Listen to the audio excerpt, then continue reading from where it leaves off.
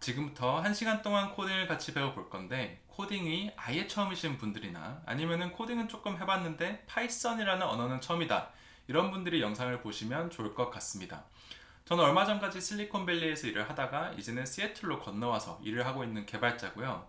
제가 우버나 메타 같은 회사들에서 실력 있는 개발자들이랑 일을 하면서 배운 경험을 토대로 최대한 꼭 필요한 것만, 그리고 이해하기 쉽게 가르쳐 드릴 테니까 한번 같이 따라서 해봅시다. 아시겠죠?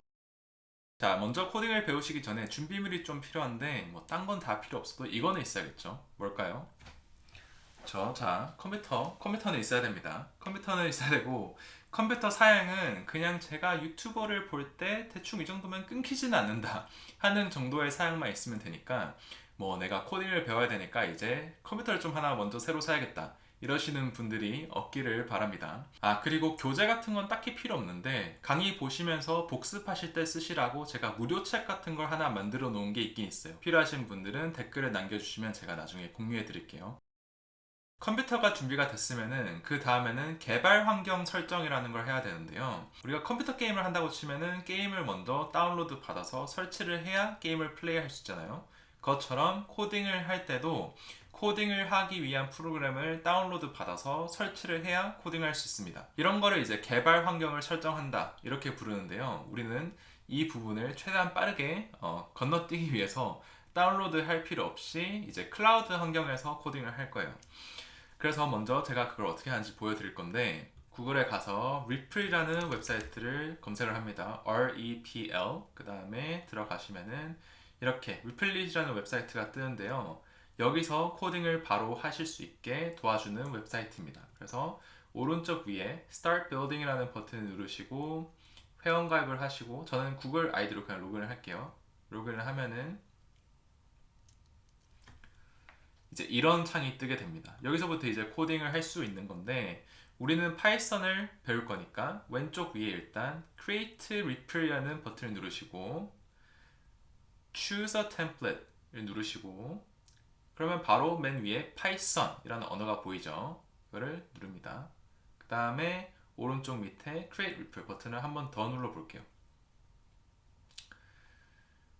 자, 이러면 이렇게 웹사이트 창이 뜨는데, 이게 바로 코딩 에디터라고 하는 건데, 이러면 벌써 개발 환경 설정이 끝난 거예요. 여기서 우리가 나중에 뭐 A는 1, B는 2, C는 아니다, print A 플러스 B, 이런 식으로 코딩을 해서 런을 하면 밑에 이렇게 식으로 결과값이 출력이 되는데, 이런 식으로 코딩을 해볼 겁니다. 아시겠죠? 그래서 이미 개발 환경 설정이 끝났고 여러분들은 코딩을 할 준비가 끝난 거예요. 우리는 이제 배우기만 하면 됩니다. 자, 이제 같이 처음으로 할 거는 기본 문법을 배우는 건데, 우리가 영어를 배울 때 문법을 배우는 것처럼 컴퓨터 언어에도 문법이 있습니다. 파이썬은 이제 다른 컴퓨터 언어에 비해서 문법이 간결하고 직관적인 걸로 유명해요. 그래서 컴퓨터 언어를 처음 배우는 사람들, 그러니까 코딩을 처음 접하는 사람들한테 파이썬을 많이 추천합니다. 아시겠죠? 자, 우리가 기본 문법에서 제일 처음 배울 거는 변수와 데이터 타입인데요. 이 변수라는 거는 우리가 수학을 배울 때도 뭐 x는 1, y는 2, 이런 식으로 숫자를 x라는 변수에다 저장을 했잖아요. 마찬가지로 코딩을 할 때 변수는 이렇게 1이나 2처럼 특정 값을 저장하는 역할을 합니다. 아시겠죠? 쉽죠? x라는 변수에다가 1이라는 값을 넣고 y라는 변수에다가 2라는 값을 넣었어요. 자, 그럼 여기서 말하는 데이터 타입이라는 건 뭐냐? 이 데이터 타입이라는 거는 어떤 데이터가 이 변수에다 들어가는지 그거를 말하는 거예요. 자, 여기서 어떤 데이터 타입이 있냐? 예시를 들면은 뭐 x는 1, 여기서 데이터 타입은 int 정수형이고요. 반대로 할게요. 정수형이라는 데이터 타입이고, y는 3.14, 이럴 때 실수형 float이라고 하고요. 그 다음에 name은 원이라고 했을 때 이거를 문자열, 그 다음 영어로는 string이라고 하고, selected true 이걸 했을 때 이거는 불리언이라고 합니다. 지금은 그냥 뭐 이런 데이터 타입들이 있구나, 이런 식으로만 생각을 하시고 이거를 뭐 딱히 외우실 필요는 없습니다. 아시겠죠? 코딩을 하다 보면 이거는 너무나 자연스럽게 외워지는 거기 때문에 우리가 뭐 학교에서 다른 과목을 공부를 할 때처럼 뭐 어떤 거를 억지로 외우거나 하시지 않아도 됩니다. 자, 여기서 간단한 데이터 타입만 조금만 더 들어가 보면은 여기서 말하는 정수형이나 실수형 같은 경우에는 서로 사칙 연산이 가능합니다. 보시면은 이제 x는 1, y는 2 이런 식으로 있다 치면은 아까 보신 것처럼 x 플러스 y를 했을 때 밑에 이런 식으로 결과값이 나오고 나눗셈을 해도 결과값이 나옵니다. 아시겠죠? 자, 이런 식으로 사칙 연산이 되고요. 문자열 같은 경우도 연산이 되는데 문자열 같은 건 조금 다르게 name 1을 1이라고 치고 name 2가 뭐 jen이라고 쳤을 때 name 1이랑 name 2를 합치면은 1이 jen이라고 이렇게 한 문자열이 되고요. name 1에서 그러면 name 2를 빼면 어떻게 될까요? 빼는 걸 이렇게 할 수 없다고 나옵니다. 아시겠죠? 이런 식으로 데이터 타입이 뭔지에 따라서 할 수 있는 것들이 달라요.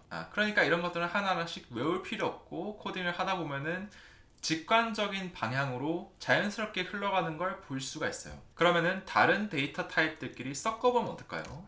예를 들어서 name에다가 x를 섞는다든가 그러면은 x는 정수형 타입인데 name은 문자열 타입이니까 안 된다고 뜨네요. 이런 식으로 보통은 데이터 타입이 다른 변수들끼리 연산을 할 수는 없습니다. 그래서 이거를 고쳐주는 방식으로는 데이터 타입을 같게 해주면 되겠죠. 자, 예시를 조금 바꿔가지고 x라는 변수에 10을 할당하고 y라는 변수에 10을 이런 식으로 할당을 할 거예요. 그러면 차이가 뭐죠? 그러면은 얘는 데이터 타입이 정수형이고 얘 밑에 있는 애는 데이터 타입이 문자열이에요. 그쵸? 아까 위에서 본 것처럼. 그러면은 얘네 둘이 연산을 하기 위해서는 x를 문자열로 만들어 주거나 y를 정수형으로 만들어 주면 되는데 이렇게 하는 거를 캐스팅이라고 합니다. 캐스팅. 데이터 타입을 바꿔주는 과정을 캐스팅이라고 하는데 그래서 지금 당장 x랑 y를 더하려고 하면은 이런 식으로 에러가 나죠. 데이터 타입을 섞을 수는 없다. 하지만 만약에 우리가 이 캐스팅이라는 작업을 통해서 x를 문자열로 바꿔주거나 아니면은 y를 숫자로 바꿔준다면 정수형으로 바꿔준다면 이런 식으로 에러가 안 뜨는 걸 볼 수가 있습니다. 우리가 방금 캐스팅을 한 방법은 이 y라는 문자열을 숫자로 바꾸기 위해서 int라는 함수를 써서 캐스팅을 했고요. 그 다음에 x라는 정수를 문자열로 바꾸기 위해서 str이라는 함수를 써서 캐스팅을 했어요. 자, 이 함수에 대해서는 나중에 또 다시 배울 거니까 걱정 마시고요. 이 캐스팅이라는 거는 조금 중요한 개념이지만 사실 코딩을 계속 하다 보면 자연스럽게 익혀지는 거니까 지금 너무 몰두해서 이 개념을 알아야겠다 하실 필요는 없습니다. 그냥 대충 변수들은 같은 데이터 타입을 가지고 있어야 서로 뭘 할 수 있구나. 이 정도만 이해하시고 넘어가셔도 됩니다. 자, 우리가 이제 간단한 데이터 타입을 했으니까 그 다음에는 자료 구조라는 걸 배워볼 건데요.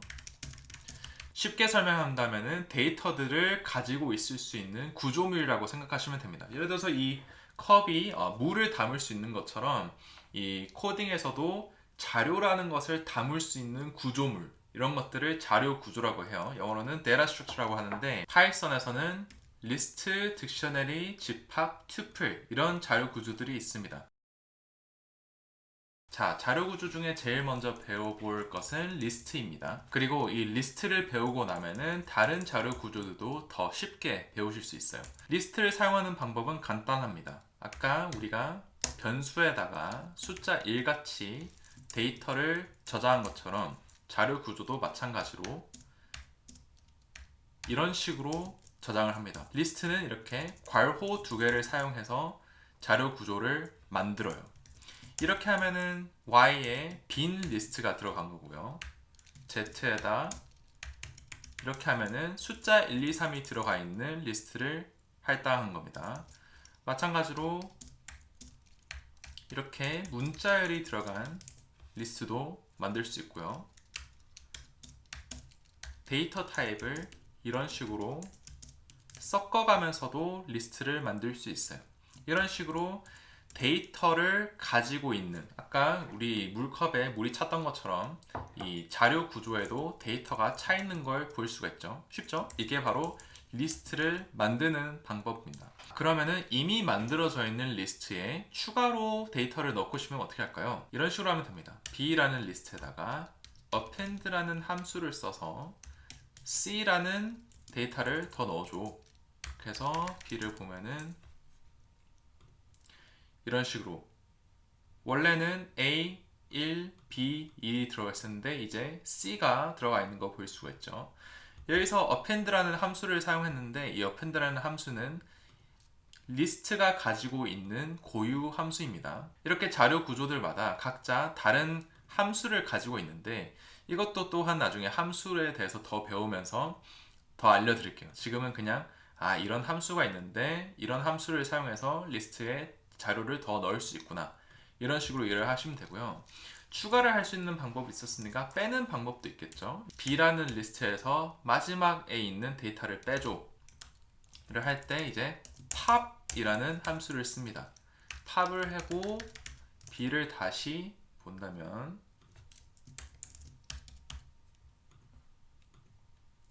아까 b에 a, 1, b, 2가 들어있었는데 마지막 데이터를 빼서 이제 A, 1, B 이렇게 3개의 데이터가 남아있는 걸 볼 수가 있습니다. 그럼 이렇게 해서 리스트를 만드는 방법과 그 다음에 리스트에 데이터를 추가하고 빼는 방법은 알았는데 어떻게 하면 리스트에 있는 데이터를 볼 수 있을까? 예를 들어서 리스트가 있는데 그 리스트에서 10번째 있는 데이터는 뭐냐?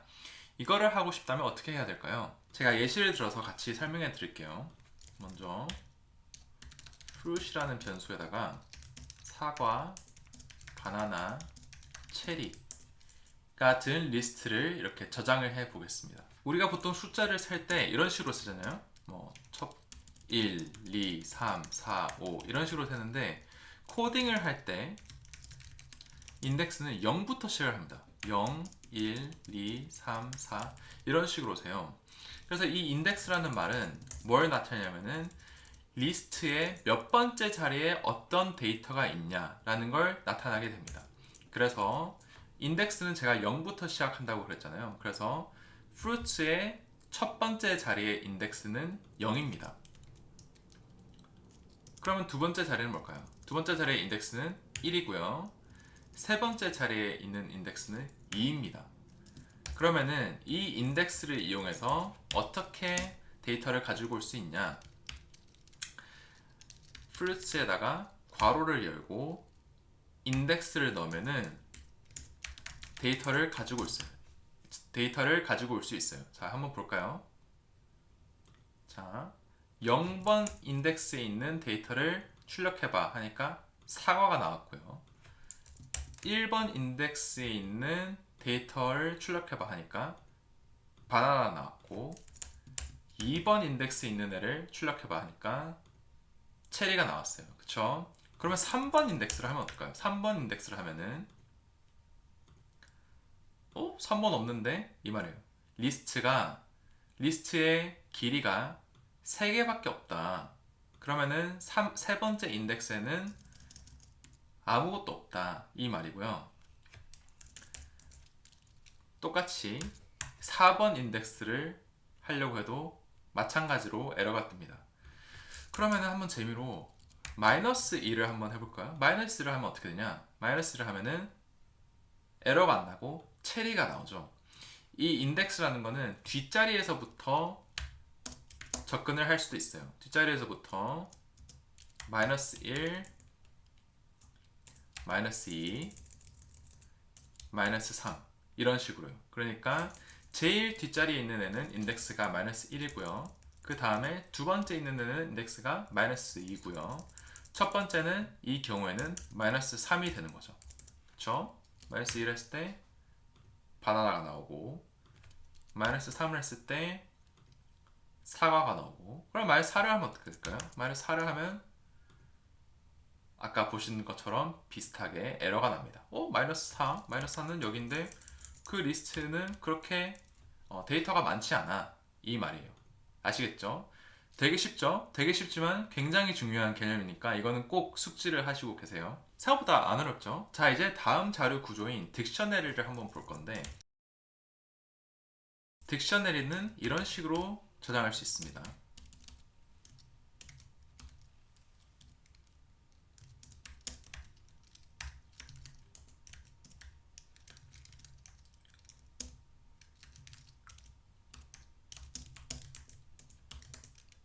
자, 이렇게 일단 출력을 해볼까요? 자, 이런 식으로 아까 리스트와는 다르게 뭔가 이상한 게 들어갔죠? 이거는 키와 밸류, 키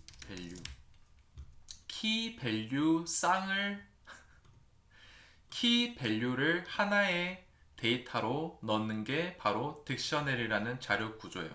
이게 말이 어려운데, 예를 들어서 그냥 name이라는 키에 1이라는 값을 넣은 게 하나가 있고, 이게 데이터 하나입니다. 그리고 age라는 키에 나이, 그쵸? 나이라는 키에 20이라는 밸류를 넣은 게 또 다른 데이터예요. 그러니까 데이터가 두 개가 들어가 있는 딕셔너리가 바로 x라는 변수에 들어가 있는 겁니다. 아시겠죠? 그래서 또 하나 데이터를 더 넣어보면은 로케이션, 위치가 뭐 한국이다, 이런 식으로 넣을 수 있어요. 아시겠죠? 근데 아까 리스트는 어떻게 만든다고요? 아까 리스트는 이런 식으로 만들었죠. 리스트는 헷갈릴 수 있으니까 바로 밑에서 보여드릴게요. 리스트는 괄호를 사용해서 이렇게 만들었죠. 리스트는 대괄호를 써서 만들었다면은 딕셔너리는 이렇게 중괄호를 써서 만듭니다. 아시겠죠? 자, 이건 다시 지우고, 자, 그러면은 리스트는 아까 인덱스를 사용해서 뭐 첫 번째 있는 데이터를 가지고 왔는데, 딕셔너리에서는 어떻게 할 수 있을까? 딕셔너리에서는 비슷하게 한번 해볼까요? 딕셔너리에서 첫 번째 있는 데이터, 그러니까 이 name이랑 name 키에 들어있는 값을 한번 줘봐, 이렇게 한번 해봅시다. 그러면은 어떻게 나오나? 바로 에러가 떴어요. 키 에러. 0이라는 키가 없는데, 여기 보시는 것처럼 딕셔너리는 리스트랑 데이터에 접근하는 방식이 다릅니다. 리스트는 첫 번째에 있는 데이터를 나한테 줘 라고 했을 때 인덱스를 사용해서 접근을 했다면은, 딕셔너리는 키를 사용해서 접근을 해야 돼요. 여기서 아까 우리가 넣은 데이터들의 키는 뭐였죠? name, age, location이라는 키가 들어가 있어요. 그래서 우리는 인덱스 대신에 이 name이라는 키를 가지고 접근을 할 수 있습니다. 그쵸? name이라는 키를 쓰자마자 1이라는 값이 나왔고요. 그 다음에 age라는 키를 넣으면은 20이라는 값이 나오고, location이라는 키를 넣으면은 뭐가 나오죠? 그쵸? 이 Korea라는 값이 나옵니다. 아시겠죠? 별로 어렵지 않죠? 제일 큰 차이, 리스트와 큰 차이점은, 리스트는 다시 보여드릴게요. 리스트는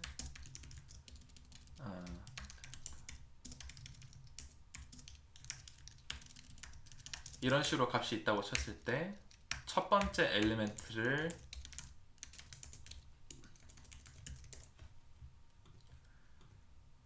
이런 식으로 인덱스를 사용해서 접근을 했다면은, 그쵸? 딕셔너리 같은 경우는 이렇게 키를 사용해서 접근을 한다. 그 다음에 로케이션. 지금은 키와 밸류 값을, 그러니까 키와 밸류 둘 다 이렇게 문자열을 사용해서 데이터를 정했는데, 다른 데이터 타입도 쓸 수 있습니다. 예를 들어서 뭐 숫자를 써서 0이라는 키에다가 값을 hello라고 넣어줘, 이렇게 했을 때 우리가 딕셔너리에 0이라는 키를 써서 값을 보면은 hello라는 값이 나오는 걸 보실 수가 있죠. 리스트에서는 아까 우리가 데이터를 추가를 하고 싶었을 때는 append라는 함수를 썼고, 그쵸? 그 다음에 지우고 싶을 때는 pop이라는 함수를 썼는데, 딕셔너리는 이미 만들어진 상태에서 새로운 키 값을 어떻게 추가를 할 수 있을까요? 딕셔너리에서는 새로운 키 값을 단순히 x에다가 새로운 키 값, 뭐 예를 들어서 height, 키는 뭐 180이다, 이런 식으로 새로운 키와 밸류를 넣을 수 있습니다. 볼까요? 자, 이렇게 새로운 데이터가 들어가 있는 걸 볼 수가 있습니다. 자, 그러면은 딕셔너리에서 새로운 키가 아니고 원래 있던 키를 이용해서 다른 값을 넣으면 어떻게 될까요? 봅시다. 여기서 x에다가 name이라는 키가 원래 있었죠. 여기에 jen이라고 한다면 어떻게 될까요?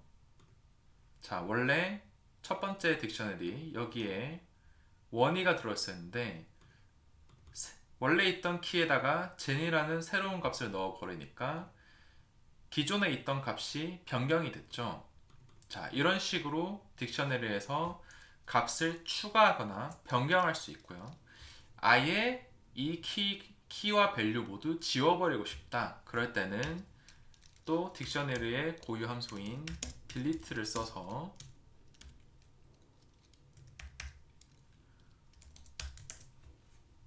지워버릴 수 있습니다. 보실까요?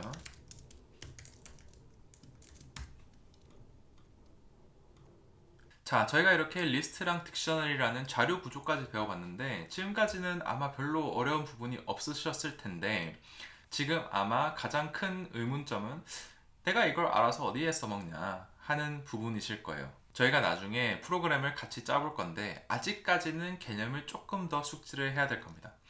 만약에 대학교를 들어가셔서 컴퓨터 공학을 전공을 한다 하시면은 이 부분까지 오는데도 이미 몇 개월이 걸리는데 우리는 이거를 20분 만에 주파를 했으니까 개념을 굉장히 빨리 익힌 거긴 하거든요. 그런데 이제 이거의 활용도를 조금 더 알기 위해서는 아직까지도 몇 개의 개념을 조금 더 알아야 돼요. 그 개념이 바로 반복문, 조건문, 그리고 함수인데 일단 집합이랑 튜플 자료 구조는 아직 몰라도 되니까 우리는 일단 넘어가고 이 다음에 바로 반복문, 조건문, 함수를 같이 한번 배워볼게요. 아시겠죠? 그럼 이건 지우고 반복문을 한번 해봅시다. 반복문이라는 게 뭐냐면은 그냥 말 그대로 무언가를 반복하는 것을 쉽게 해주는 방법이에요. 그래서 우리가 아까 뭐 예를 들어서 hello world라는 문자열을 이렇게 출력을 한다고 치면은 이거를 5번 출력하고 싶다. 그러면은 그냥 이렇게 복사 붙여넣기 해가지고 5번 하면은 밑에 이렇게 5번이 출력이 되고 10번 하고 싶다. 그러면은 10번 복사 붙여넣기. 그쵸? 그러면 20번. 20번 하고 싶다. 그러면 20번. 이렇게 하고 근데 만약에 우리가 100번 하고 싶다. 100번 하고 싶다. 그러면은 이게 라인이 100개.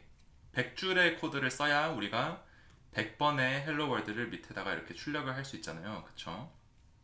보시는 것처럼 이렇게 100개가 있는데 이런 것들을 쉽게 하게 해주는 게 바로 반복문이에요. 그래서 파이썬에서 반복문을 쓰는 방법은 이 for이라는 키워드를 써서 하는데 for I in range 100은 print hello world.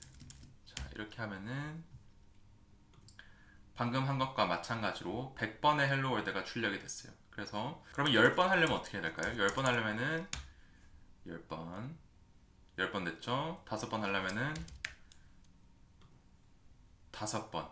자, 그러면은 대충 이것만 보고 감이 오실 텐데 여기에 있는 숫자가 반복을 몇 번 해야 되는지 알려주는 숫자구나. 여기 레인지 안에 있는 숫자.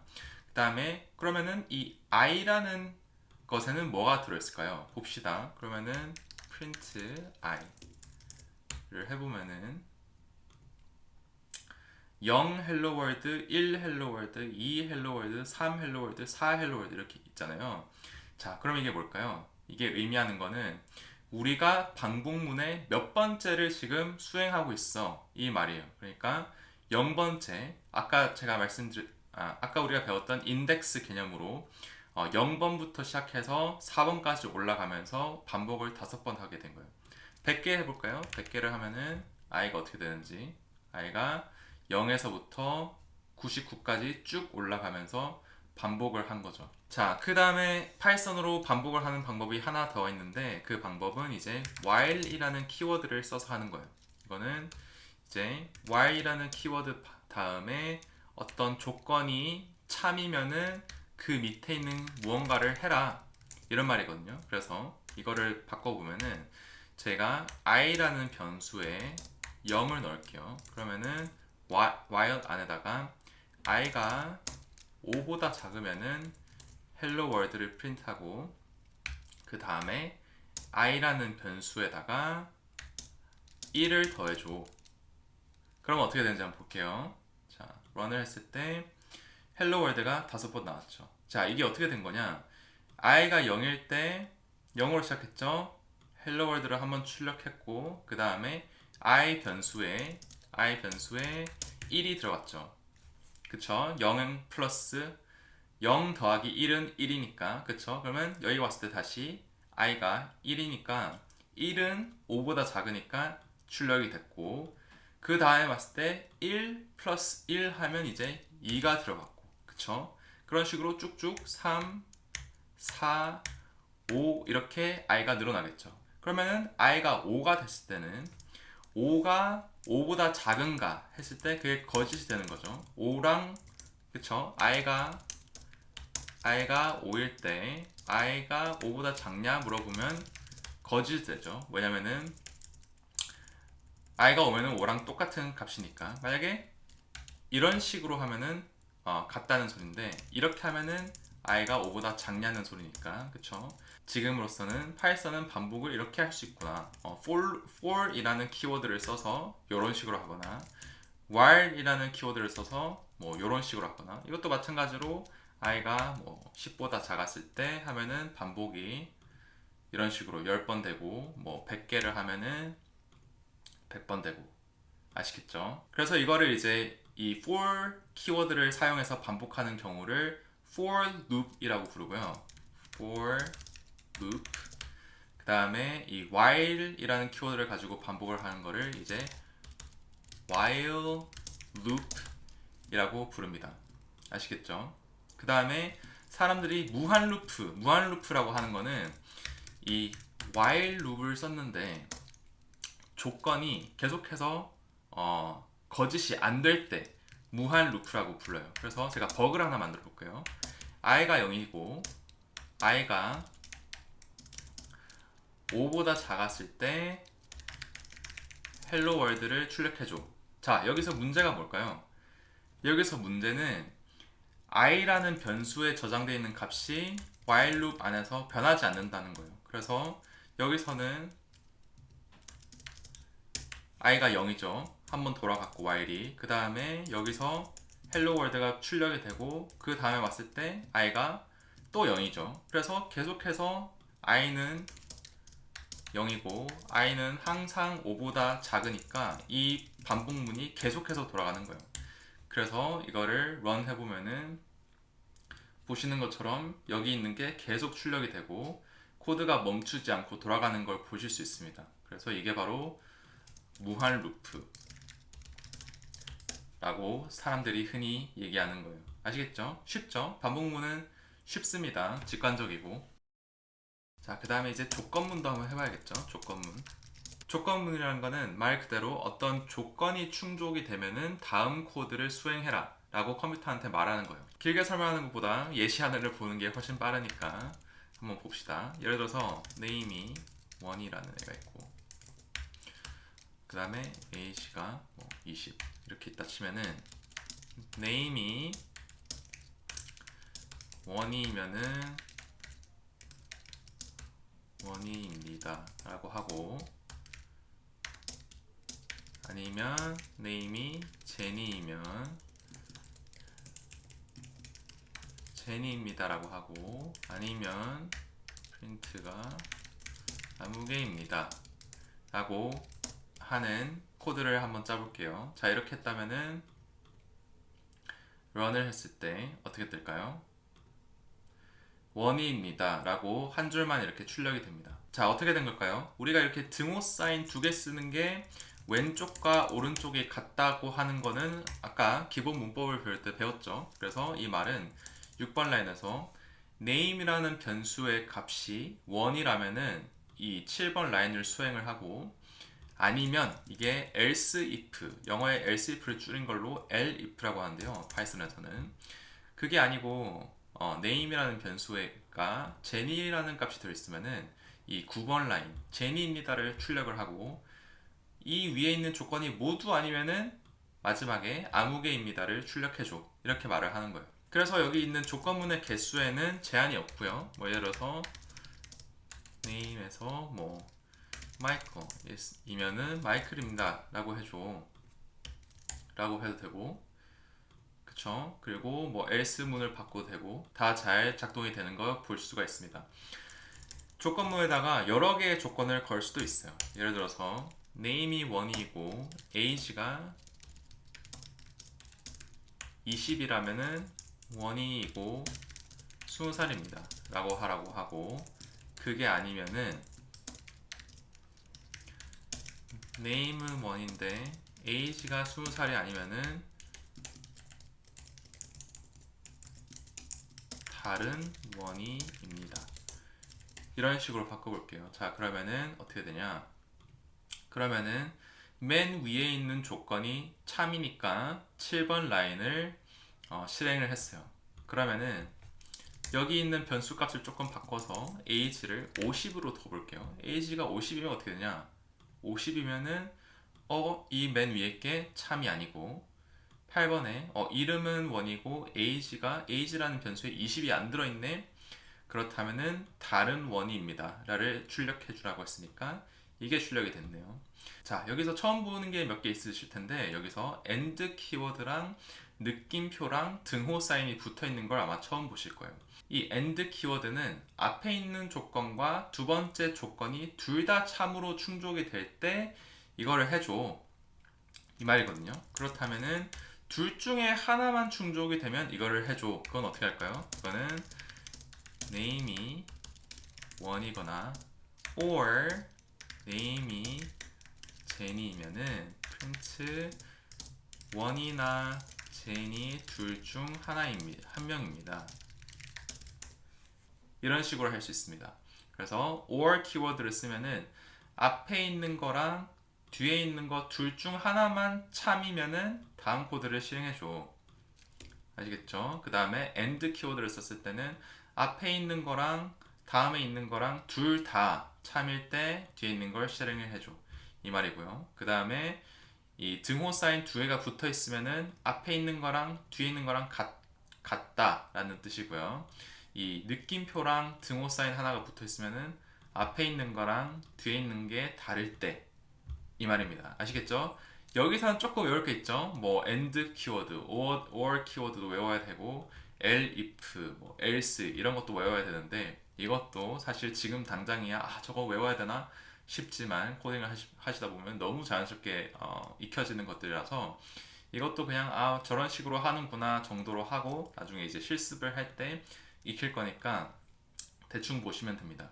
여기서 중요한 거는 이제 else 키워드는 제일 마지막에 와야 된다는 거랑, 그 다음에 이 조건문은 제일 위에서부터 그리고 왼쪽에서 오른쪽으로 실행이 된다는 걸 아시면 됩니다.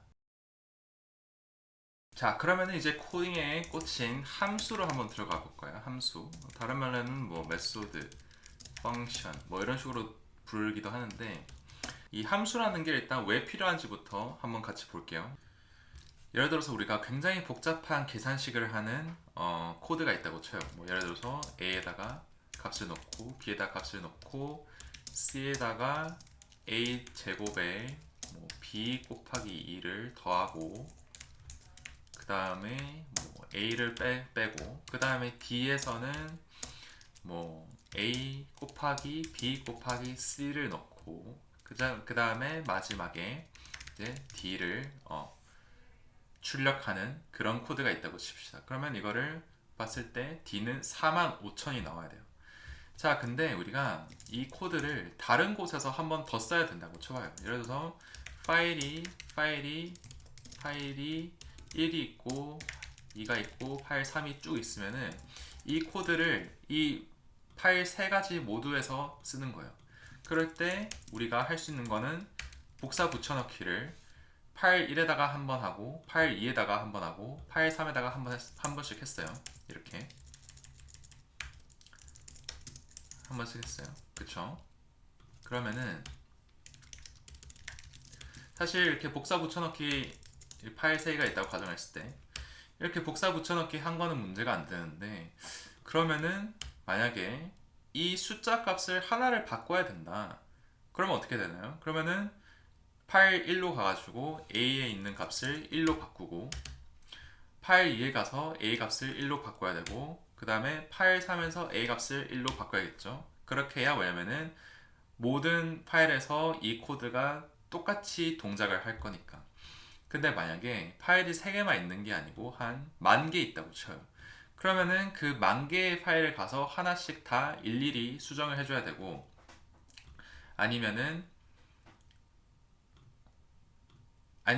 지금은 코드가 이렇게 5줄밖에 없지만 이 코드가 한 2만 줄 된다고 쳐봐요. 그러면은 2만 줄의 코드를 매번 이렇게 써야 할 때마다 복사 붙여넣기 하면서 써야 되니까 그만큼 더 점점 더 코드가 불필요하게 길어지고, 그 다음에 개발자들이 읽기에 읽는 그 다음에 개발자들이 유지 보수하기도 굉장히 힘들어지겠죠.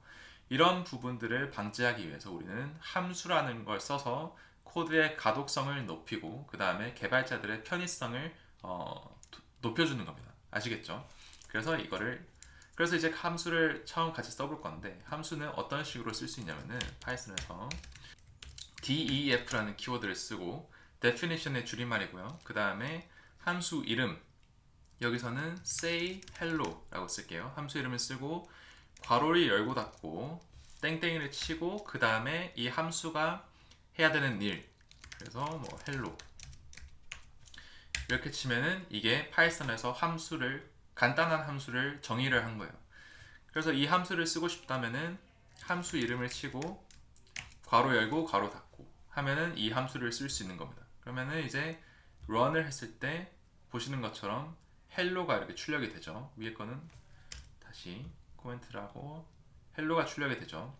이제 그 다음엔 조금 더 들어가서 이 함수에다가 변수를 한번 넣어 봅시다. 변수를 name이라는 변수를 넣어서 이제 hello 대신에 이 name을 넣어서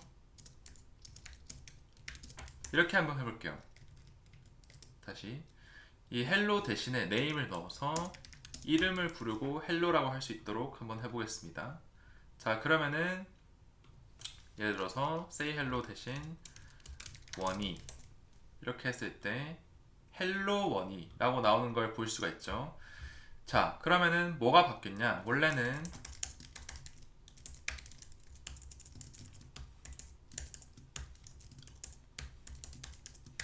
이렇게 돼 있었잖아요. 그쵸? 아무런 변수도 없이 그냥 함수 이름만 있었는데, 여기서는 변수를 넘겨줘서 이 변수에 대한 값을 우리가 이 함수 안에서 쓴 거예요. 이 변수를 우리가 한국말로 매개 변수라고 하고 영어로는 parameter라고 합니다. 이 단어가 참 안 익숙하실 텐데 그냥 직관적으로 함수라는 거 안에다가 변수를 넘겨줘서 그 변수에 대한 값을 우리가 함수 안에서 쓸 수 있구나, 이렇게 이해하시면 되거든요. 그래서 이제 함수를 호출할 때 이런 식으로 함수를 사용하는 거를 우리가 함수를 호출한다, 사용한다, 똑같은 말이거든요. 함수를 호출할 때 이 변수에 대한 값을 이 함수에다가 넘겨준 거예요. 그래서 원이 대신에 제니라고 값을 넘겨줘도 헬로 제니 이런 식으로 바뀌고요. 이해되셨나요? 자, 그리고 여기서 함수에서 사용할 수 있는 변수의 수에는 제한이 없습니다. 뭐 예를 들어서 name과 location이라는 변수를 이 함수가 사용을 한다. 그렇게 되면 hello name하고 어디서 온 거니 플러스 location, 그러면은 여기서 name이란 값을 hello라는 문자열에다 붙이고 어디서 온 거니에 대한 문자열에다가 location이라는 변수에 대한 값을 붙이는 거예요. 그래서 이제 함수를 부를 때 보면은 제가 함수를 고쳐서 이제 변수가 두 개가 필요한데 변수를 하나만 넣으니까 이렇게 에러가 있다고 말을 해주는 거죠. 여기 밑에 빨간 줄 그은 데다가. 그래서 여기서 뭐 Korea 변수가 두 개니까 우리도 두 개의 값을 넣어야 되죠. 그래서 제니 코리아를 넣었을 때 이제 에러가 없이 함수가 실행이 잘 되는 걸 볼 수가 있습니다. 자, 그 다음에 또 함수를 배울 때 중요한 개념이 반환값이라는 개념인데, 자, 이 함수 두 개를 보세요. 자, 첫 번째 함수도 그렇고 두 번째 함수도 그렇고 그냥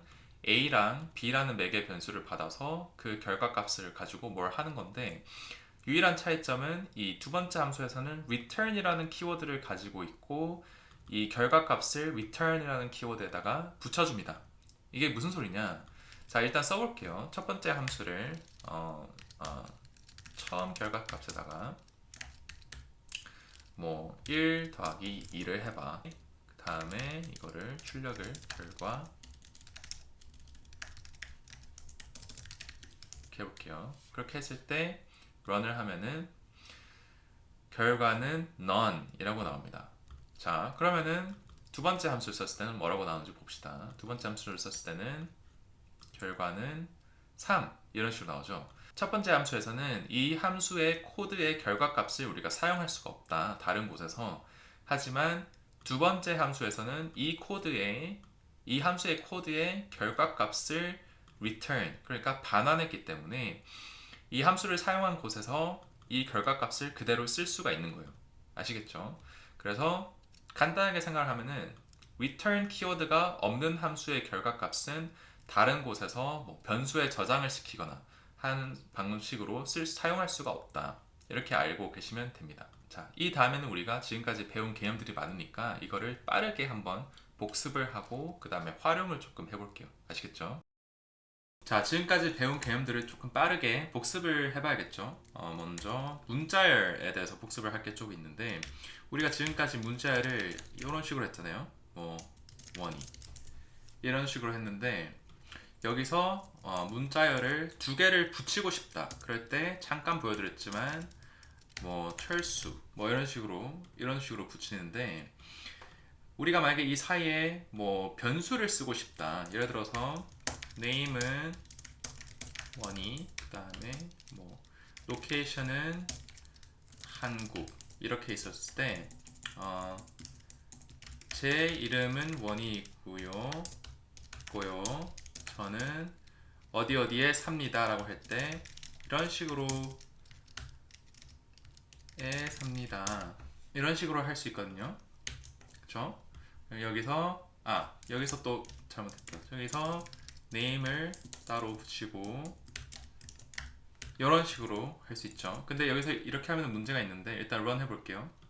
run 하면 일단 이 공백이 틀렸잖아요. 그렇죠? 제 이름은 다음에 띄우고 원이고요. 그 다음에 저는 띄우고 한국에 삽니다 이렇게 해야 되는데, 그래서 이제 그거를 고치기 위해서 뭐 여기서 첫 번째 문자를 이렇게 공백을 넣어주고 두 번째 문자를 공백을 넣어주고 이런 식으로 할 수 있어요. 그러면 이제 공백을 채워줬는데, 보시다시피 쓰기가 힘들어요. 가독성이 안 좋죠. 왜냐면은 이렇게 여러 개의 변수를 플러스 사인을 써가면서 문자를 합쳐야 되니까. 그래서 이제 다른 방식이 있는데, 다른 방식은 f 그 다음에 큰 따옴표 두 개를 가지고 제 이름은 name이고요. 저는 location에 삽니다. 이런 식으로 표현할 수 있습니다. 자, 그래서 이거를 출력을 해보면은 이것도 똑같은 방식으로 출력이 되는 걸 볼 수가 있죠. 그리고 훨씬 더 쓰기가 간편하고요. 네, 그래서 변수를 문자열 안에 써야 하는 경우 이 앞에 f 키워드를 사용해서 큰 따옴표 두 개로 문자열을 표현하면은 이 중괄호를 써서 변수를 문자열 안에 그대로 쓸 수 있다. 그리고 이 방식이 싫다 그러면 아까 이 4번 라인에 있는 이 방식으로 하나씩 붙여 넣을 수 있다. 아시겠죠? 그 다음에 또 하나 편한 거는 이 저번에 보여드렸듯이 문자열에다가 숫자를 붙여 넣으려고 하면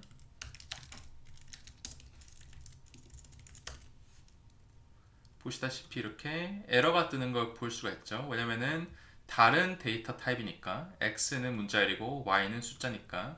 하지만 만약에 위의 방식으로 그리고 제 나이는 20살입니다 라고 했을 때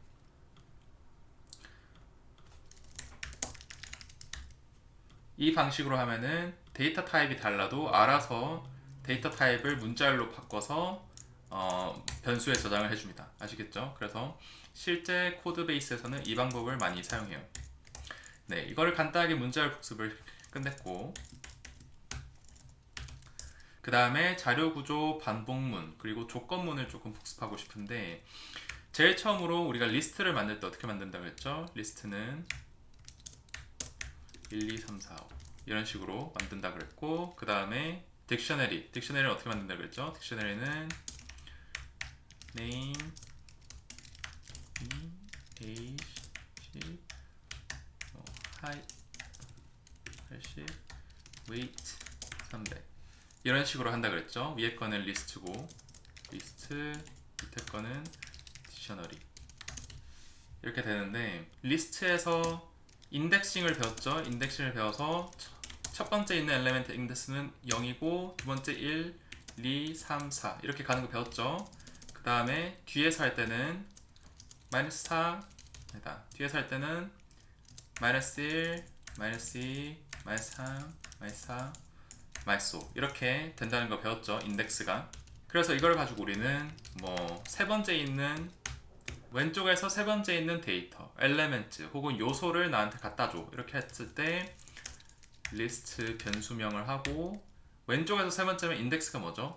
2입니다. 2 그쵸? 왼쪽에서 세 번째 0, 1, 2 그쵸? 왼쪽에서 세 번째는 2 했을 때 이런 식으로 접근할 수 있는 걸 배웠죠. 우리는 만약에 우리가 리스트를 딱 한 개의 엘리멘트만 보고 싶은 게 아니고 이 리스트에 뭐가 들어있는지 다 보고 싶다 했을 때 반복문을 사용할 수 있습니다. 그 반복문을 리스트에서 사용하는 방법은 for e in list 그 다음에 이 엘리멘트 가지고 하고 싶은 거 그러면은 run 하면 어떻게 되는지 볼게요. run 하면은 1, 2, 3, 4, 5 여기서 리스트에 있는 거 1, 2, 3, 4, 5를 처음부터 끝까지 이 코드에서 쓴 겁니다. 여기서 2는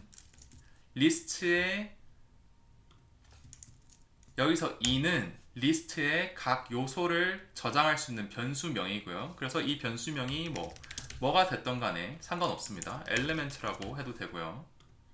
그쵸? 이 변수명은 아무거나 해도 되고 여러분들이 이해하셔야 될 거는 이 변수의 리스트에 들어가 있는 요소들을 하나씩 돌아가면서 저장을 하는 거다 라고 알고 계시면 됩니다. 이 비슷한 거 우리가 반복문 할 때 했죠? 그게 뭐였죠?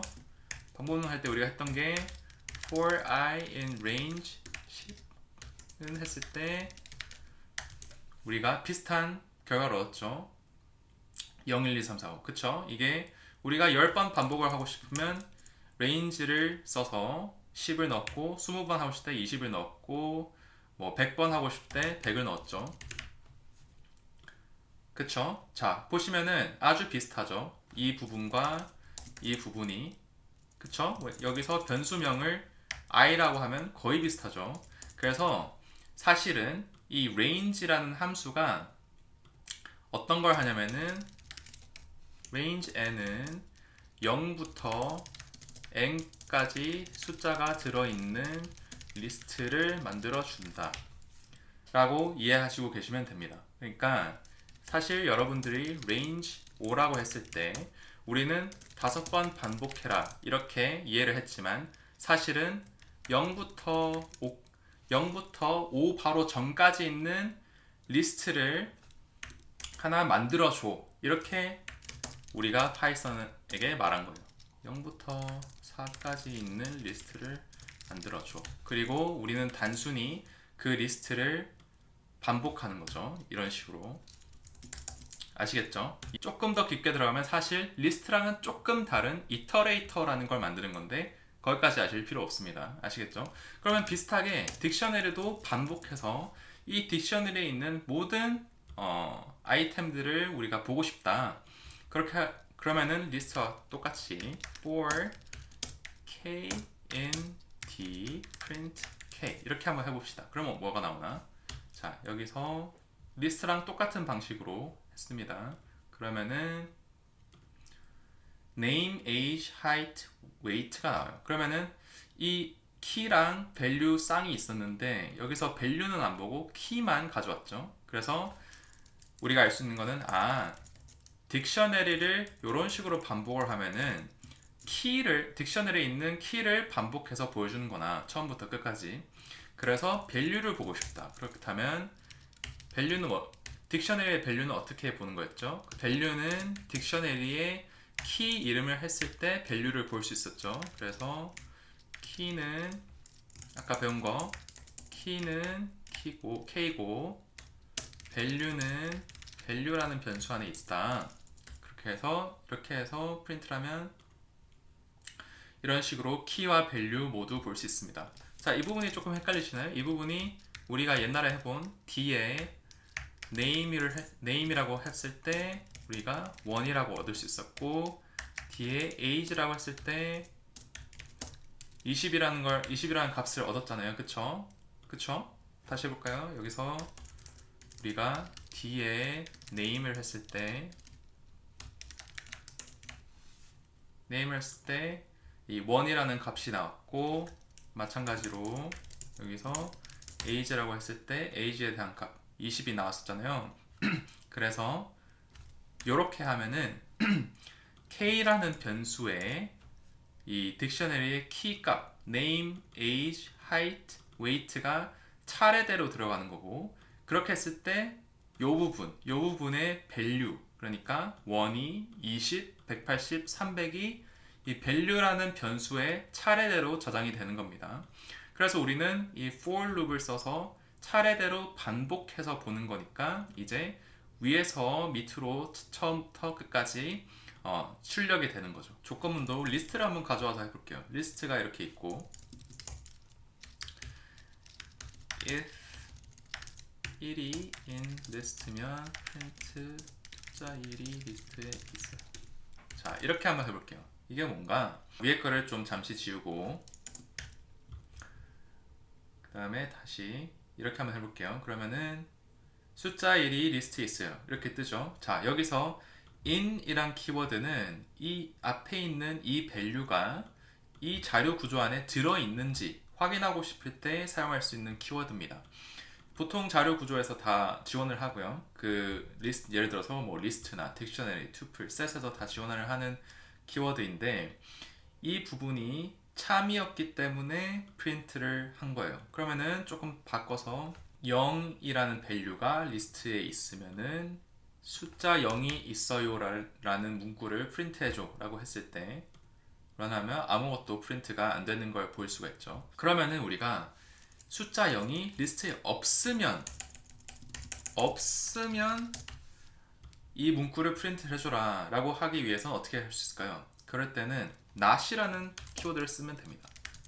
not 숫자 0이 리스트에 not in 없으면은 이 문구를 표시해줘. 자, 이렇게 했을 때 run 하면 숫자 0이 리스트에 없어요 라고 표현이 되는 걸 볼 수가 있죠. 그래서 not이라는 키워드를 써서 이 조건문을 반대로 negate 할 수 있다. 영어로 negate라고 그러는데 그걸 아시면 됩니다. 그래서 마찬가지로 여러 개의 조건을 합치고 싶을 때는 if 1이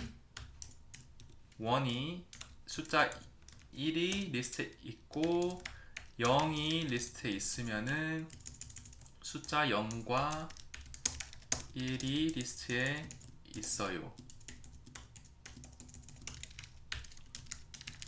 이렇게 할 수 있겠죠. 그러면은 0과 1은 없으니까 아무것도 표현이 안 되고 만약에 1과 2가 있는지 보려면 이런 식으로 숫자 1과 2가 있는지 보려면은 이런 식으로 표현이 잘 되는 걸 볼 수가 있고 and는 앞과 뒤가 둘 다 충족이 돼야 된다고 말씀드렸잖아요. 그러면은 or를 했을 때 어떻게 되는지. OR 했을 때는 1도 리스트에 있고 2도 리스트에 있으니까 충족이 됐죠. 만약에 0으로 바꾸면 아까 AND 키워드를 썼을 때는 프린트가 안 됐는데 OR 키워드를 썼을 때는 0이나 1이 리스트에 있어요.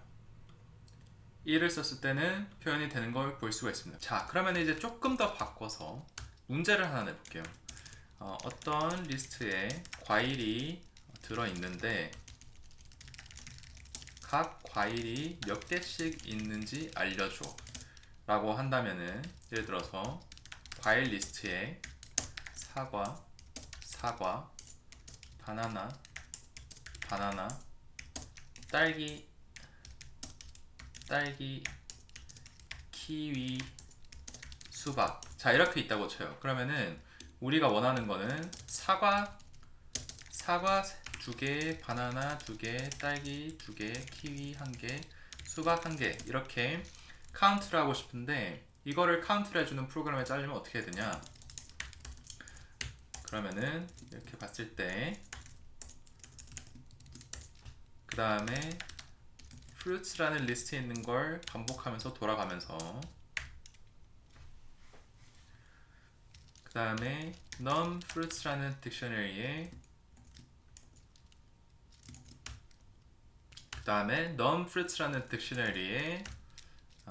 if fruit이 non-fruit, 딕셔너리에 fruit이 있으면은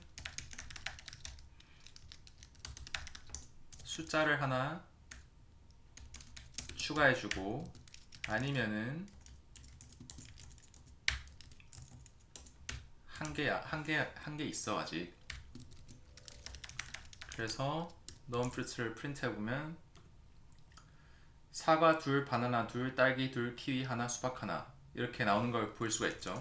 그래서 여기서 수박을 하나 더 얹으면은 수박이 카운트가 하나 올라간 걸 볼 수가 있고, 지금까지 보지 못했던 과일 구아바를 넣으면은 구아바도 1개 이런 식으로 카운트가 되는 걸 보실 수가 있습니다. 그래서 이게 지금 어떻게 작동하냐면은, 맨 처음에 non-fruits라는 딕셔너리가 빈 딕셔너리로 시작을 했다가 이 fruit이라는 변수에 사과, 바나나 이런 식으로 하나씩 들어가겠죠. 이 fruit 변수에 우리가 요거를 반복을 하니까. 그래서 if fruit in non-fruits, 자 이게 뭘 한다 그랬죠? fruit in non-fruits, 아까 조건문에서 봤듯이 딕셔너리에 이런 키가 있는지 보는 거였죠. 딕셔너리에서 예를 들어서 맨 처음 fruit이 사과였으니까 사과라는 키가 딕셔너리에 있으면은 요거를 하고, 그 키가 아직 없으면은 요거를 해라.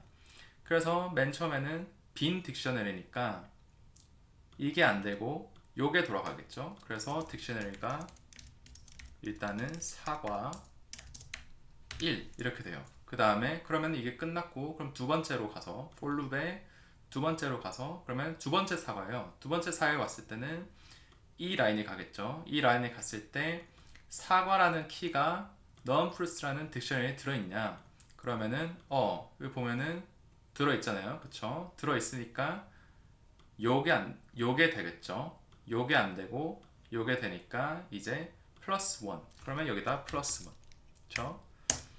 그 다음에 이제 세 번째 바나나. 그럼 바나나를 처음 봤으니까 바나나가 이 딕셔너리에 들어있냐, 지금 보시면 안 들어있죠. 아직 안 들어있으니까 바나나를 키로 두고 1.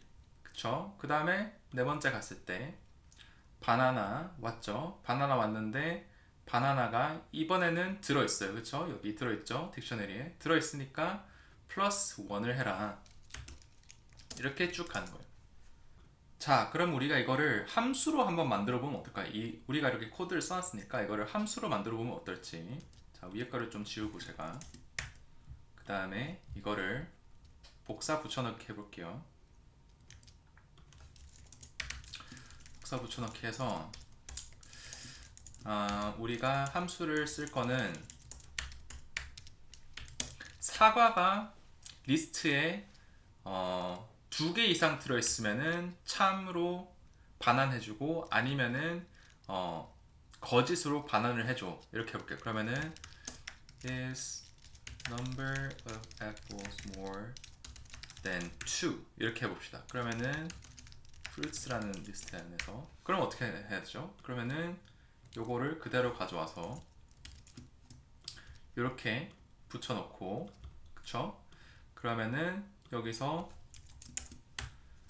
이 딕셔너리 안에 아까 요런 식으로 들어가니까 그냥 return non-fruits 사과 2 이렇게 하면 되겠죠. 그러면은 봅시다 되는지. 사과가 2개보다 더 많이 있냐 저 리스트에 했을 때 false 아니래요. 그쵸. 왜냐면 여기에 딱 2개밖에 없으니까. 그럼 사과를 하나 추가해 볼까요? 사과를 하나 추가해 보면 true. 사과 3개 있으니까 true. 그쵸? 사과 하나 더 추가해 보면 똑같이 true. 그러면은 이 펑션이 잘 돌아가네 이렇게 알 수 있습니다. 그쵸? 이 펑션은 리스트 안에 사과가 2개를 초과하는지 알려주는 펑션이죠. 그러면은 사과 말고 바나나가 3개 초과로 있는지 알려면은 또 함수를 하나 더 쓰면 되죠.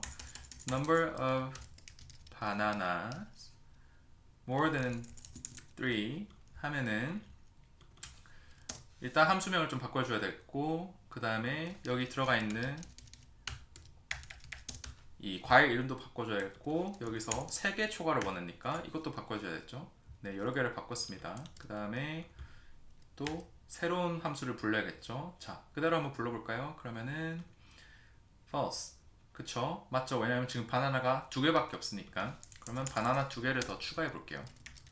하나, 둘. 그러면 바나나 4개죠. 4개니까 이제 run을 하면 true. 그쵸? 자, 그러면은 하나 더 써봅시다.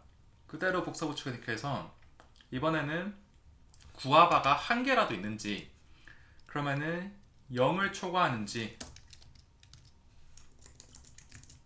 more than 0 그러면은 이것도 마찬가지로 구아바 0 이렇게 했을 때 마찬가지로 봅시다. 그럼 true 그쵸? 구아바가 아까 하나 있었으니까. 자, 근데 보시면은 우리가 지금 똑같은 코드를 몇 줄을 쓴 건지 모르겠어요. 그쵸? 이 함수 3개를 쓰려고 똑같은 코드를 지금 엄청나게 많은 줄을 썼는데 물론 실제 현업에서도 이렇게 가끔씩 할 때가 있지만 이거를 이제 함수를 조금 더 잘 쓰면은 이걸 다 방지할 수 있어요. 그럼 뭐냐? 어떻게 방지할 수 있냐? 지금 우리가 보면은 반복되는 부분들을 쭉 보면은 과일 이름이 변하고 있고 그 다음에 과일이 몇 개 들어가 있는지 알아보는 게 변하고 있잖아요. 그쵸? 뭐 여기 맨 처음에는 사과가 2개보다 많냐 그 다음에는 바나나가 3개보다 많냐 마지막에는 구아바가 0개보다 많냐 이런데 그러면은 이거를 조금 더 다르게 써서 is number of fruit more than x 라고 함수를 쓰면은 4개의 변수를 좀 더 추가해서 코드의 가독성을 높일 수 있어요. 그래서 여기서 맨 처음 4개 변수는 fruit를 받고 그 다음에는 fruit을 받고 그 다음에는 number of fruits를 받을게요. 자, 이렇게 하면 어떻게 되냐? n 이렇게 받을게요. 4개 변수가 1개에서 3개로 늘었죠 이제. 이렇게 해서 이것도 그대로 일단 복사 붙여넣기 해서 그러면은 바꿔야 될 게 이제 어떤 특정 프루트의 이름을 여기 넣어놓는 게 아니고 변수를 여기 넣어놓는 거예요. 우리가 4개의 변수를 받은 걸 활용해서 여기 넣어놓고 그 다음에 여기도 이 숫자도 n 4개의 변수를 넣어놓을게요. 그러면 어떻게 되냐? 그러면은 이 함수를 써서 이제 4개의 변수가 2개가 더 생겼으니까 사과가 2개보다 더 많은지 찾아줘. 이렇게 했을 때 아까처럼 true가 나오고 바나나가 2개보다 더 많냐? true가 나오고 그 다음에 구아바가 뭐 10개보다 더 많냐? 그러면 false가 나오고 0개보다 더 많냐? 그러면 true가 나오고, 그쵸? 바나나가 10개보다 더 많냐? false. 그쵸? 다 우리가 예상했던 결과죠. 우리 아까 위에서는 이렇게 거의 똑같은 일을 하려고 여러 줄의 코드를 복사 붙여넣기 했지만, 이렇게 제대로 된 함수를 하나 써놓으면은 훨씬 더 코드 가독성도 좋아지고, 그 다음에 여러 번 반복해서 같은 코드를 이런 식으로 쓸 필요가 없다 이거죠. 자, 이제 이렇게 조금 개념에 대한 복습이 됐으니까 이제 조금 더 재밌는 거 하러 가봅시다. 클래스는 빵틀 혹은 설계도 같은 거고, 그 다음에 이 클래스를 사용해서 우리가 객체, 뭐 오브젝트, 객체, 인스턴스 다 일맥상통하는 단어인데 이거를 만듭니다. 이제 이거를 빵이라고 보시면 돼요. 그러니까 클래스라는 설계도를 가지고 객체를 만드는데 그게 바로 빵틀로 빵을 찍어내는 거랑 비슷하다. 자, 무슨 말인지 모르겠죠? 자, 그러면은 우리가 바로 예시를 들어갑시다. 제가 이 person이라는 클래스를 하나 정의해 볼게요.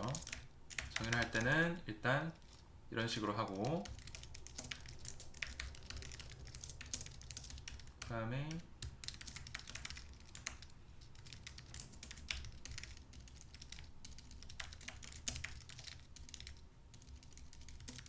안녕하세요, 저는 name입니다. 자, 이런 식으로 클래스를 정의할 수 있고요. 그 다음에 클래스를 써서 객체를 만드는 방법은 키는 person 이런 식으로 만들 수 있고, 객체를 만드는 방법, 그 다음에 이 객체를 사용해서 아까 정의해줬던 함수를 또 쓸 수 있습니다. 자, 그렇게 해서 런을 해보면 안녕하세요, 저는 원입니다 이렇게 뜨고, 이름을 바꿔서 한다면 이렇게 제대로 출력이 되는 거 볼 수가 있고요. 객체를 두 개를 만든다 그러면은 제니 객체 하나, 원이 객체 하나 만들어서 제니 say hello, 원이 say hello 하면은 둘 다 자기 이름을 가지고 안녕하세요라고 말을 하는데, 이제 하나씩 설명을 해드릴게요. 자, 이게 바로 클래스의 정의인데, 클래스를 정의할 때는 클래스의 이름, 여기서는 클래스 이름이 person입니다. 이름이 필요하고요. 그 다음에 이렇게 희한한 함수를 하나 보실 텐데, 이 함수는 영어로 constructor라고 그래요. constructor. 이 함수가 뭘 하냐면은 이 클래스를 가지고 객체를 새로 만들 때 어떤 식으로 만들까? 이거를 정의하는 거예요. 그리고 보시면 이 함수에서 self라는 변수를 받는데, 이 self라는 변수는 나중에 우리가 객체를 만들었을 때 이 객체가 어떤 특징들을 가질지 정의하는 거예요. 그래서 우리가 self.name은 name이라고 했을 때, 이 말은 나중에 우리가 이 person 클래스를 가지고 객체를 만들었을 때 name이라는 곳에다가 이 name 변수의 값을 넣어줘 이 말이에요. 그래서 만약에 우리가 여기서 age라는 변수를 하나 추가하고 싶다, 그 다음에 self.age는 age라고 하면은 객체를 만들 때 age에 대한 값도 이런 식으로 넣어줘야 돼요. 그러면은 이 제니라는 객체는 이름이 제니고 나이가 20인 값들이 여기 이렇게 특징들로 들어가 있는 거고, 원인은 원이라는 이름과 30이라는 값이 이 name과 age 안에 들어가 있는 겁니다. 그래서 이거를 이해하시려면 그냥 이 self라는 키워드 대신에 나중에 이 객체의 변수가 이렇게 들어가 있다고 생각을 하시면 돼요. 아시겠죠? 그래서 이 constructor 함수는 이 클래스를 정의하실 때 꼭 있어야 되는 거고요. 그 다음에 우리가 이 say hello라는 함수도 이 클래스 안에 넣었는데, 이 함수는 이 클래스를 가지고 만드는 모든 객체가 사용할 수 있어요. 그래서 아까 제가 클래스가 뭐라고 했죠? 클래스는 설계도다. 그리고 이 설계도를 가지고 만드는 객체들은 이 설계도 안에 있었던 함수들을 모두 사용할 수 있는 거죠. 그래서 여기 보시면은 안녕하세요, 저는 누구누구입니다 라고 정의를 해놨는데, 이거를 그대로 써서 이 제니라는 객체와 원이라는 객체가 이 함수를 그대로 사용할 수 있는 거죠. 그 다음에 또 클래스 하면 중요한 개념이 상속 이라는 개념인데요. 이 개념은 이 설계도를 가지고 하위 설계도를 어떻게 만드냐 그 말이에요. 그러니까 설계도를 가지고 예를 들어서 police라는 클래스를 person이라는 클래스의 하위 클래스로 만들 수 있습니다. 그러면은 예를 들어서 say hello를 할 때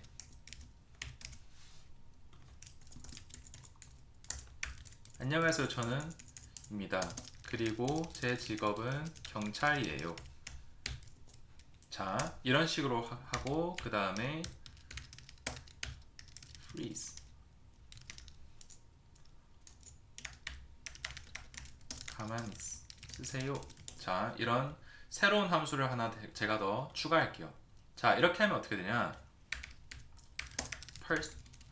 person 아까 처음 했었던 person은 원이 20살 했고 그 다음에 폴리스를 새로 추가했으니까 폴리스도 한번 해볼게요. 마이클 40. 자 이러면은 폴리스가 say hello를 하면은 어떻게 되나 봅시다. 폴리스가 say hello 하면 안녕하세요 저는 마이클입니다. 그리고 제 직업은 경찰이에요. 이렇게 됐죠. 그러면은 원이 자 원이는 뭐라고 하냐 원이 보고 say hello를 시키면은 원이는 경찰이 아니니까 안녕하세요 저는 원입니다. 이게 바로 상속이라는 건데 상속을 받은 사람은 보통 자식이라고 해요. 자식 클래스. 그 다음에 상속을 해준 사람은 부모 클래스. 진짜로 이렇게 부릅니다. 자 부모 클래스가 자식한테 상속을 해서 보시면은 이 자식은 이 constructor 펑션이 없는데도 우리가 이 객체를 만드는데 문제가 없었죠. 그게 왜냐면은 자식 클래스들은 위에 부모 클래스의 함수를 그대로 상속을 합니다. 그래서 제가 만약에 이 폴리스 클래스에 say hello라는 함수를 정의를 하지 않았다면 그대로 런을 해볼게요. 정의를 하지 않았다면 안녕하세요 저는 마이클입니다 이렇게 뜨죠. 그래서 이렇게 함수가 없었어도 이 부모 클래스에서 정의한 함수들을 그대로 가져올 수 있는 거예요. 그러면은 자식 클래스에는 있는데 부모 클래스에는 없는 함수는 어떻게 될까요? 그래서 그걸 봅시다. 그러면은 police freeze 라고 하면은 가만히 있으세요 라고 하는데 원이 보고 freeze 라고 하면 이렇게 에러가 뜨죠. person object는 freeze라는 게 없어. 그쵸? 그러니까 이 자식 클래스는 freeze라는 함수가 있어서 이걸 쓸 수 있지만 부모 클래스는 그게 없으니까 못 쓴다. 그러면은 부모 클래스에서 함수를 하나 더 정의해 볼게요. say by. 그래서 print 안녕히 가세요. 라고 했을 때 이제 폴리스에서 say by 라고 한다면 문제없이 잘 돌아가는 걸 볼 수 있습니다. 이 폴리스 클래스는 가만두고 이 부모 클래스만 수정을 했는데도 폴리스 클래스로 만든 객체에서 문제없이 이 함수를 쓸 수 있는 걸 볼 수가 있었죠. 그쵸? 우리가 지금까지 이제 많은 코딩의 개념을 익혔는데 혹시 보시면서 와 이거는 생각보다 이해하기가 쉽지 않은데 이런 게 있으셨어도 괜찮아요. 왜냐면은 보통 이제 대학교를 처음 들어가서 코딩을 배우게 되면 지금까지 배운 것들을 몇 달을 거쳐서 배우는 거를 여러분들은 지금 1시간 만에 배우려고 하는 거니까 그런 부분들이 있는 게 당연하고 이제 여러 번 반복해서 보시다 보면은 어느 순간부터 이거는 이렇게 하는 거구나 아마 깨닫는 순간이 오실 거예요. 근데 우리가 제대로 코딩을 활용하기에 앞서서 딱 두 가지 개념을 조금 잡고 가면 좋은데 첫 번째로는 라이브러리, 패키지라는 개념이고 두 번째로는 API, Application Programming Interface 라는 개념이에요. 자, 첫 번째, 라이브러리, 패키지. 이 말을 이제 코딩을 하시면 하실수록 굉장히 많이 들을 텐데 남들이 라이브러리라고 하면은 그 말은 누군가가 써놓은 코드를 내가 쓰고 싶다. 그럴 때 그 사람이 쓴 코드가 라이브러리 혹은 패키지 형식으로 잘 포장이 되어 있는 거예요. 라이브러리 예를 들면은 이메일을 보내는 코드가 있다고 해봐요. 그러면은 그 코드는 아마 수많은 웹사이트가 이메일을 보내야 되니까 동일하게 쓰일 텐데, 이메일을 보낸다는 것 자체가 내가 처음부터 코드로 그거를 구현을 한다고 치면은 쉽지 않은 일이거든요. 그래서 누군가가 내가 이 이메일을 보내는 거를 구현을 잘 해놨어, 내가 코드를 잘 짜놨으니까 너네는 그냥 내 코드를 그냥 갖다 쓰기만 해도 돼. 이럴 때 이제 그 코드를 라이브러리 혹은 패키지 형식으로 잘 포장을 한 다음에 인터넷에 배포를 해놓는 거예요. 이제 이 개념을 지금 배우는 이유는 우리가 남이 쓴 코드를 가지고 활용을 할 거기 때문에 그렇습니다. 아시겠죠? 그리고 두 번째, 이 API라는 말도 코딩을 하시다 보면 굉장히 많이 들으실 텐데, API라는 말은 간단히 말해서 서비스들끼리 서로 소통을 하는 방식을 말해요. 그게 무슨 말이냐? 자, 우리가 예를 들어서 이렇게 유저가 있다고 쳐봐요. 유저가 있고, 이게 우리입니다. 우리가 있고, 이제 뭐 여기서 뭐 네이버가 있으면은 뭐 여기에 검색창이 이렇게 있고, 그쵸? 검색하세요.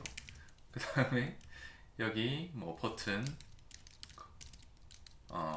확인, 뭐 이런 버튼이 있고, 우리가 그 다음에 이제 이 유저가 네이버를 쓰는 방법은 여기서 어떤 텍스트를 먼저 입력을 하고, 그 다음에 텍스트가 다 입력이 되면 이 버튼을 눌러서 네이버를 사용하잖아요. 근데 이제 코드로 할 때는 어떻게 하냐면은 클라이언트 코드가 있고, 그 다음에 네이버 API 서비스라는 게 있습니다. 그러면은 여기서 유저는 만약에 클릭 이런 식으로 했다면은 이제 여기서는 우리는 코드로는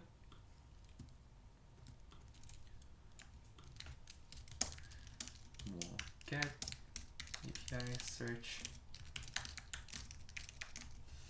그래서 이 클라이언트는 위에 사람이 하는 것처럼 막 UI를 클릭하면서 요청을 하는 게 아니고, 이제 코드를 통해서 API 서비스라는 곳에 요청을 하고 정보를 받는다, 이 말이에요. 자, 이것도 이렇게 그림을 그려도 이해가 잘 안 가실 수 있지만 코딩을 같이 하면서 하면 또 이해가 더 잘 갑니다. 아시죠? 그러니까 바로 또 코딩으로 넘어가서 제일 첫 번째로 해야 될 게 바로 라이브러리 설치입니다. 아까 말씀드렸죠? 라이브러리는 남이 써놓은 코드를 우리가 쓰고 싶을 때 사용하는 것이다. 그렇죠? 그래서 리플에서 라이브러리를 새로 설치하는 방법은 여기서 탭 추가 버튼을 누르시고 밑에 스크롤을 좀 하시다 보면은 여기 shell이라는 게 있어요. shell 가셔서 pip install request, 우리가 request라는 라이브러리를 설치할 거거든요. 그래서 이거를 이렇게 엔터를 하시면 자, 이렇게 뜨는데, 이건 제가 이미 설치를 해놔서 그렇고 여러분들은 아마 설치를 막 다운로드를 하고 그런 게 보이실 거예요. 자, 이러면 설치가 된 거고, 이제 이 라이브러리를 쓰는 방법은 이렇게 하면은 이 request라는 라이브러리를 쓸 준비가 다 된 거예요. 쉽죠? 자, 그러면은 제가 이걸 어떻게 쓰는지 보여드릴 건데, 일단 우리가 뭘 하려는지는 좀 알아야겠죠. 일단 제일 쉬운 것부터 우리가 이메일을 한번 보내봅시다. 이메일을 보내려면은 일단 아까 한 것과 똑같이 자, 클라이언트가 있고, 그 다음에 이번에는 이메일 API 서비스가 있는 거예요. 이메일 API 서비스. 그 다음에 여기다가 요청을 해야겠죠. 이메일 좀 보내줘. 수신인은 누구고, 제목은 뭐고, 내용은 뭐야. 그러면은 이제 이 이메일 서비스가 이렇게 해서 그래 알았어 보냈어 이렇게 하는 거거든요. 자, 이제 우리가 이거를 그냥 코드로 표현만 하면 됩니다. 쉽겠죠? 자, 얼마나 쉬운지 한번 봅시다. 자, 이메일 보내기. 제일 먼저 알아야 될 거는 이제 함수를 표현하는 건데, 함수를 뭐 send email라고 하고, 여기서 API 주소가 필요해요. 여기서 이 이메일 API 서비스의 주소가 뭐냐? 이 주소는 일단 제가 드릴게요. https moneyschool.com API 이메일. 그리고 그 다음에 해야 될 거는 여기서 수신인 제목 내용 이게 있어야겠죠. 그래야 이메일을 보낼 수 있으니까. 그래서 그것도 변수에 딕셔너리를 저장을 할게요. 자, 여기서 to 수신인 원이 더 택보이, 이건 제 이메일 주소니까 여기다가 여러분 이메일 주소를 넣으세요 하고, 그 다음에 subject 이메일 제목은 안녕하세요, 그 다음에 코마 빠졌네요. 자, 그 다음에 또 내용이 필요하겠죠. 내용 제가 코딩으로 작성해서 보내는 이메일이에요. 자, 이렇게 하면은 아까 필요한 정보 다 되겠죠. 이메일 좀 보내줄 때 수신인, 제목, 내용. 그 다음에 이메일을 보내기 위해서 필요한 게 하나 더 있는데, 바로 여기서 API 키라는 게 필요합니다.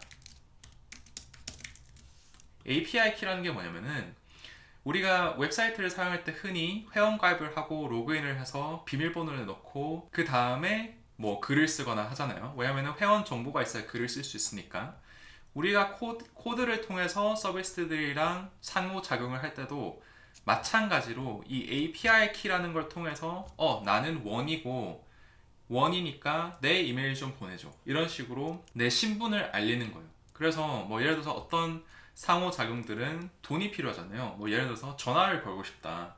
그러면은 전화를 뭐 국제전화를 걸면은 국제전화에 뭐 1분에 몇십 원, 그런 거를 이제 알아야 되니까 이 API 키를 통해서 나는 뭐 이미 내 국제전화 카드에 뭐 500원을 충전해 놨으니까 전화 좀 걸게 해줘. 그러면은 API 서비스 입장에서 그래, 너 돈 있네, 그러면 확인했으니까 내가 그만큼만 차감하고 전화를 걸게 해줄게.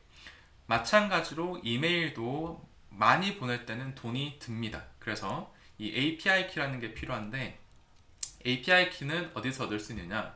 보통 이 이메일 API 서비스 혹은 어떤 API 서비스를 제공하는 곳에서 회원가입을 하면은 API 키라는 걸 줘요.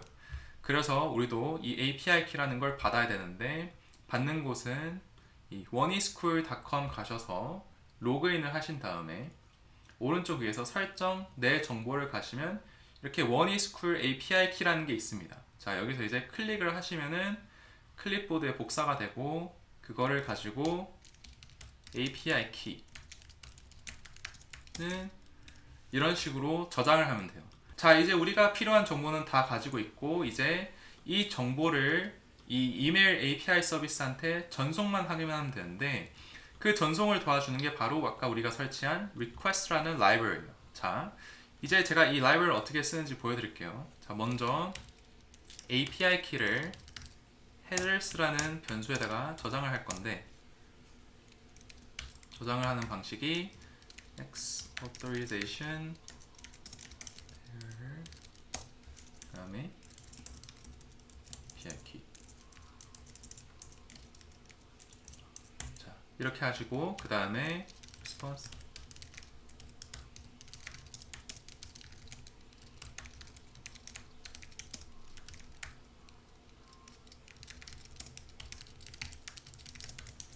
자, 지금까지 모르는 거 없죠? 우리는 request라는 라이브러리를 써서 이 라이브러리 안에 있는 post라는 함수를 써서 우리가 가지고 있던 정보를 넣어서 이 함수를 호출하는 겁니다. 그러면은 이 response라는 변수 안에다가 이 함수에 대한 결과값이 들어가 있죠. 여기서 이 결과값은 그래, 알았어, 보냈어, 이 말을 API 서비스가 보내거나, 아니면은 뭔가가 잘못됐을 때, 야, 뭔가가 잘못돼서 이메일 못 보냈어, 이렇게 이거 둘 중에 하나를 이 이메일 API 서비스가 우리한테 주는 거예요. 자, 그러면은 이제 if response status code, 이 말은 이게 우리가 아까 배웠던 조건문이죠. 이 말은 그래, 알았어, 보냈어, 이 말이 우리한테 온다면은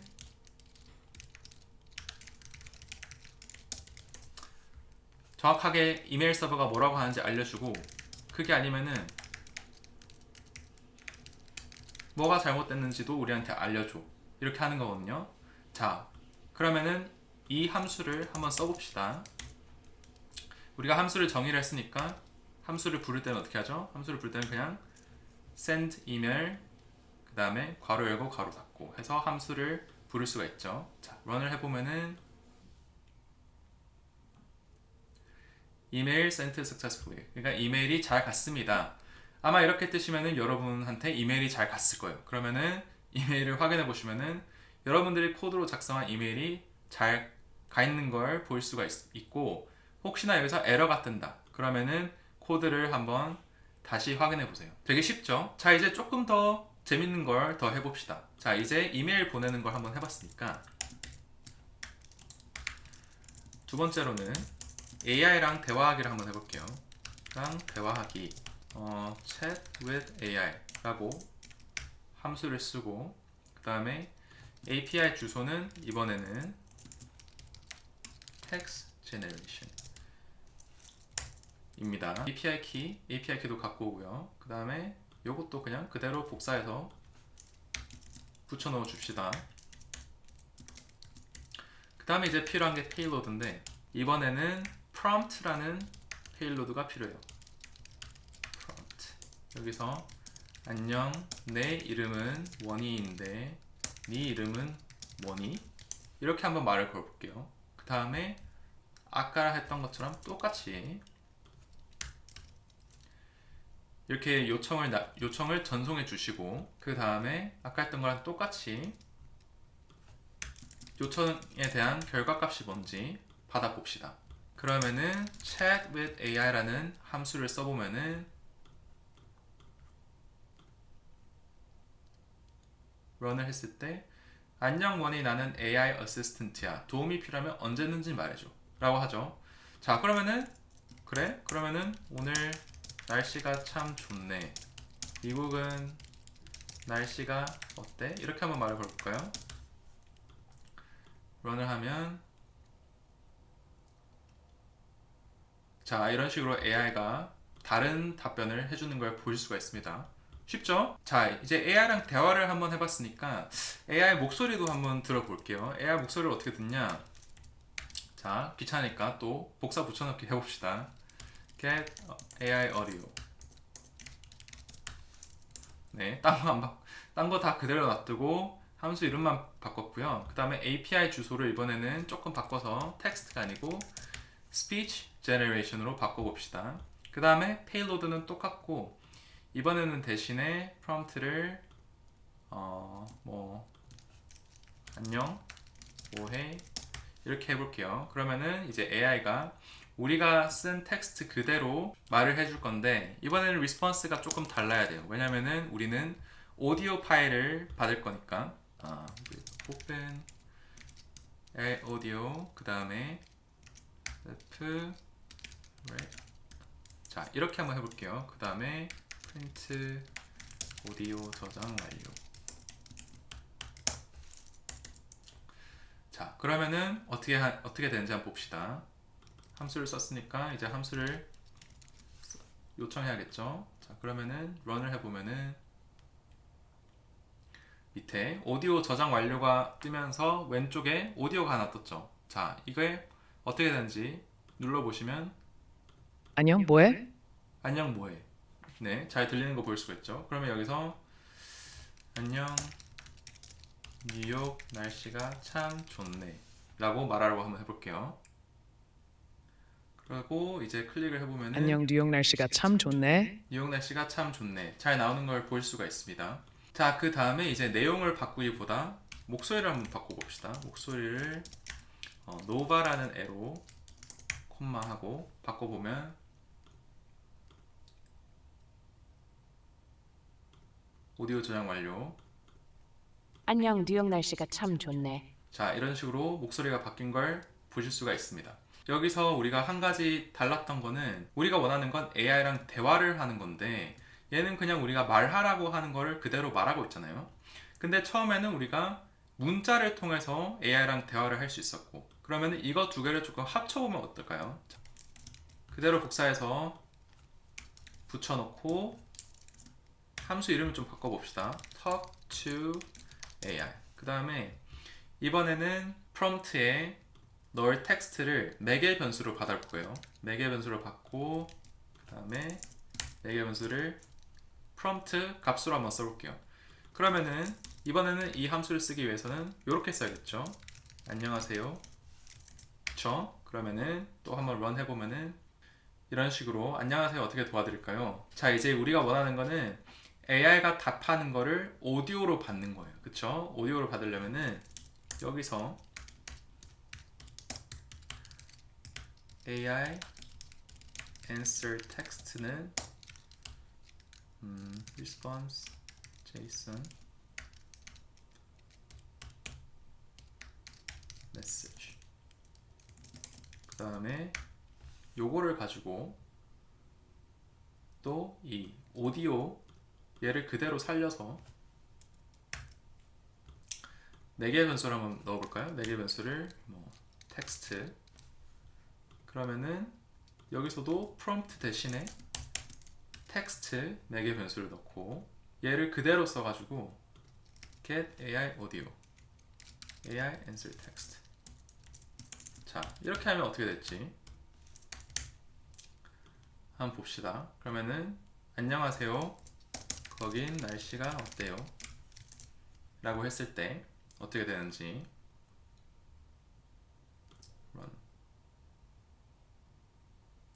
자 오디오 전용 완료. 그러면은 들어봅시다. 안녕하세요. 저는 AI라서 물리적 위치가 없어서 직접적인 날씨를 경험할 수는 없지만 날씨에 관해 궁금증이 있으시면 도움을 드릴 수 있을지도 몰라요. 특정 지역의 날씨가 궁금하신가요? 자 이런 식으로 이제 AI가 우리가 말한 거에 대해서 답을 하는 걸로 함수가 바뀌었습니다. 생각보다 되게 쉽죠? 우리가 이렇게 몇 줄 코드 안 썼는데 처음에는 AI한테 말을 걸어보고 그 다음에 이메일도 보내보고 그 다음에 AI 목소리도 들어보고 목소리도 바꿔보고 이렇게 하는 게 코딩을 우리가 이렇게 1시간만 배웠는데도 활용할 수 있을 정도로 왔어요.